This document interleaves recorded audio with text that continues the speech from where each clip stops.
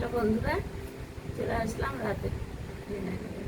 আজকে পুজোর উপোস, আজ একাদশী, তাই ভাত খাবো না।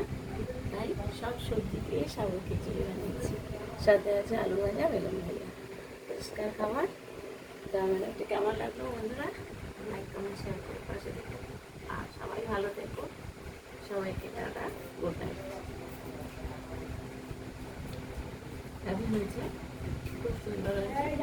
তোমরা যারা সাবু খিচুড়ি খাওনি বলে খাবো, একাদশীর দিন নাম আমার খুব ভালো লাগে।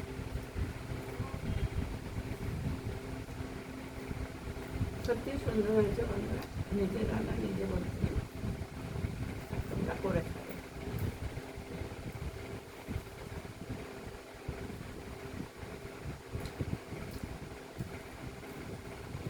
খাও, ঠান্ডা হয়ে যাবে।